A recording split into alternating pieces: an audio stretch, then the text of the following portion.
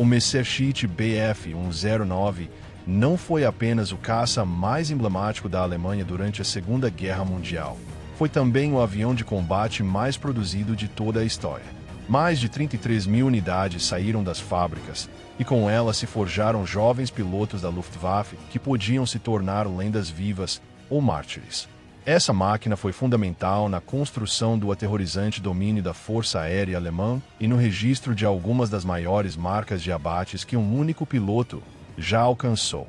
No entanto, por trás de sua silhueta elegante e de sua impressionante potência, escondia-se uma armadilha mortal. Uma fraqueza tão perigosa que não apenas colocava em risco os inimigos do Reich, mas também tirava a vida dos próprios aviadores antes mesmo de dispararem sua primeira bala. Milhares de pilotos morreram não por fogo inimigo, mas por algo incorporado no próprio design do avião. Esta é a história oculta do Bf-109 e a sombria verdade por trás das mais de 1.700 mortes causadas pela sua própria máquina. Após a Primeira Guerra Mundial, o Tratado de Versalhes estabeleceu uma proibição rígida.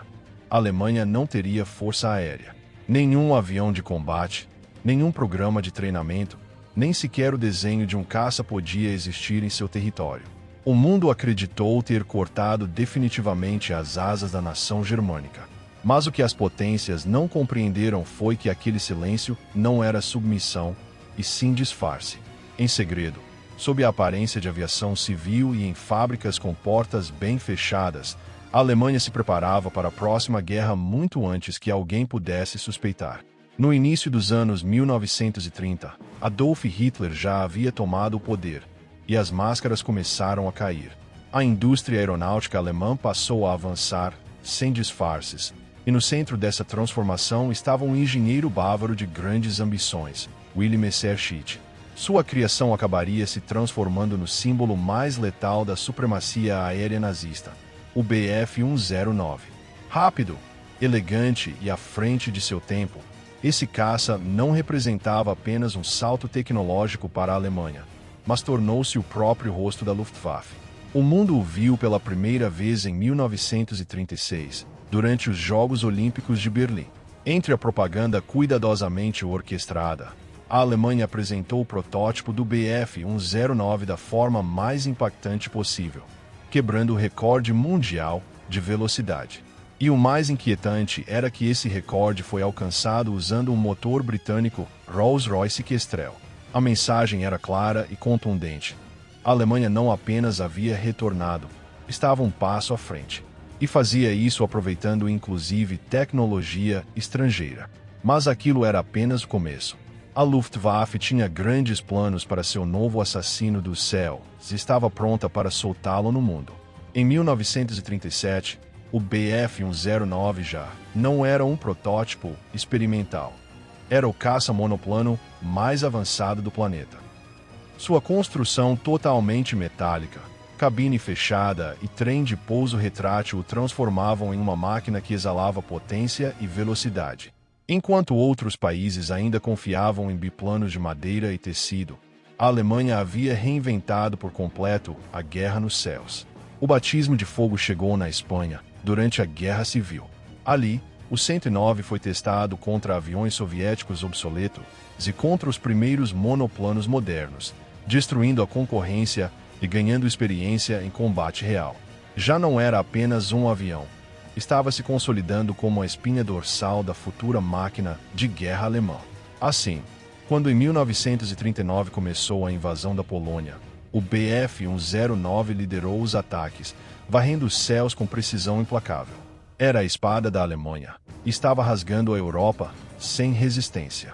Armado inicialmente com 2 metralhadoras sincronizadas que disparavam através do arco da hélice, o avião já era letal. Mas quando os serviços de inteligência alemães descobriram que o novo Spitfire britânico entraria em serviço com 8 metralhadoras nas asas, começou uma corrida armamentista que transformou o 109. Foram adicionados 2 canhões de 20 mm nas asas, capazes de lançar projéteis explosivos que detonavam no impacto.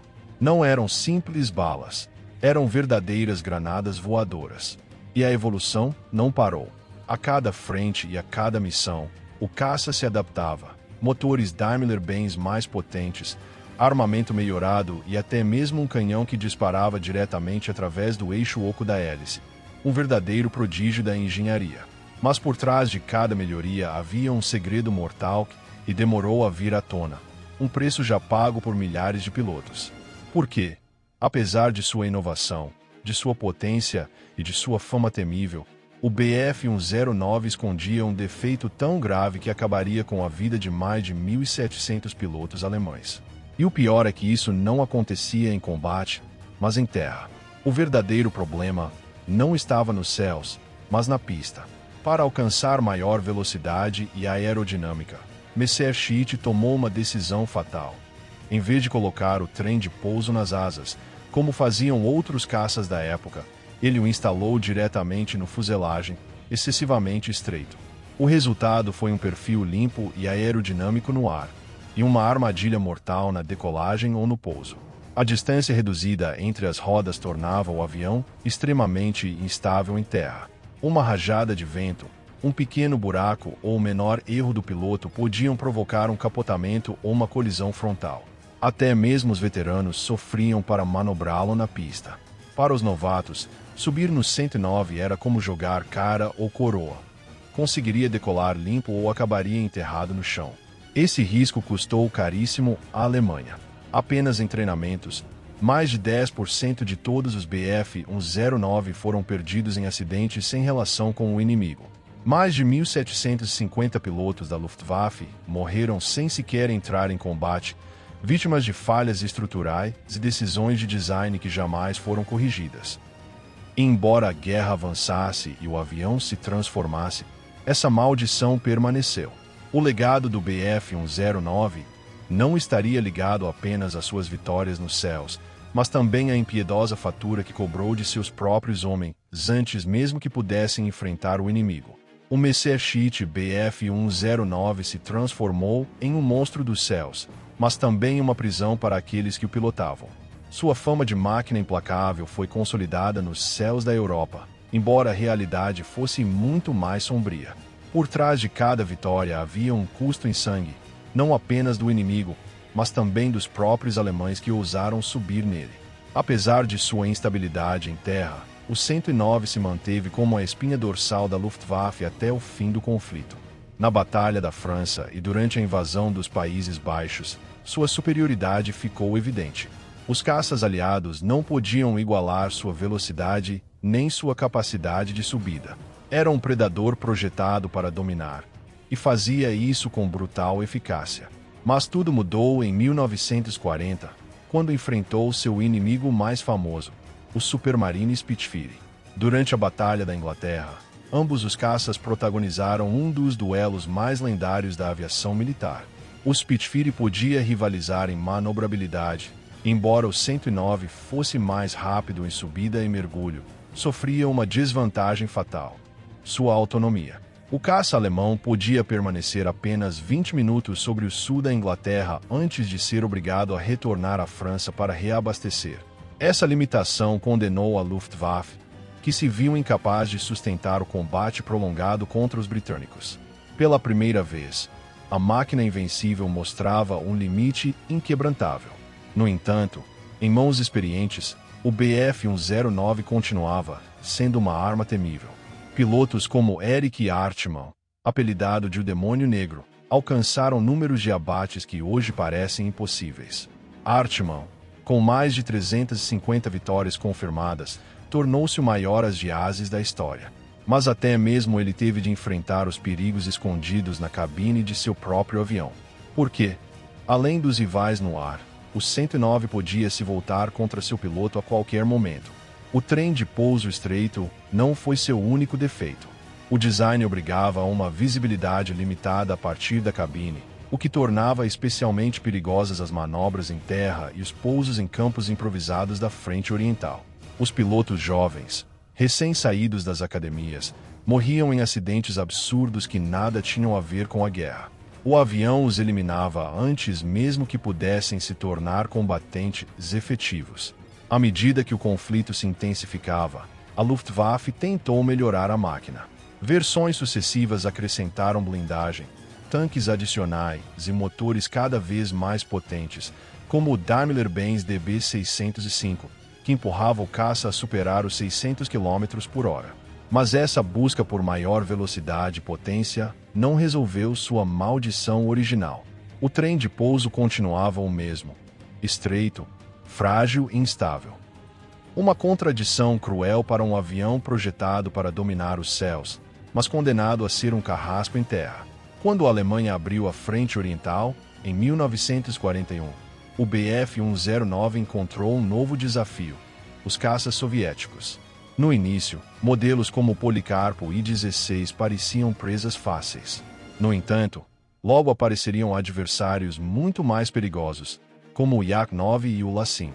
O 109 teve de evoluir para manter sua vantagem, e conseguiu isso por um tempo. Mas em cada decolagem e em cada pouso, o fantasma da instabilidade continuava rondando. Não importava o quão letal fosse em combate, na pista permanecia sendo uma roleta russa para os pilotos. Conforme a guerra avançava para seu desfecho, a Alemanha tentou prolongar a vida de sua máquina mais emblemática. Variantes como o Bf-109G Gustav e o Bf-109K Conny buscaram se manter à altura dos novos caças aliados. Mas a supremacia aérea já havia mudado de mãos. Os céus se enchiam de Mustangs P-51 escoltando bombardeiros, e a Luftwaffe, desgastada e sem pilotos veteranos suficientes, começou a ruir. O 109, outrora símbolo de poder, se transformou em um caixão voador para os jovens inexperientes que recebiam apenas algumas semanas de treinamento antes de serem enviados a uma morte quase certa. O número final é assustador.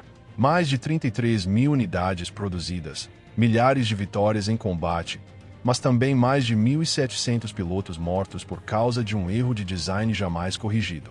O Messerschmitt Bf-109 ficou imortalizado como um ícone da aviação, uma arma que levou a Luftwaffe ao seu momento de maior glória.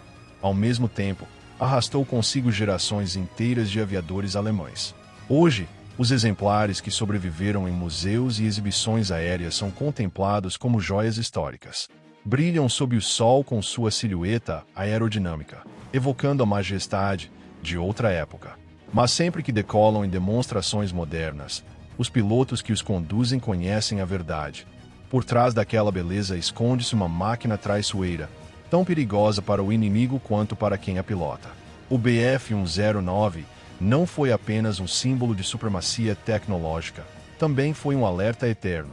Na guerra, as inovações que buscam a perfeição podem se transformar em maldições.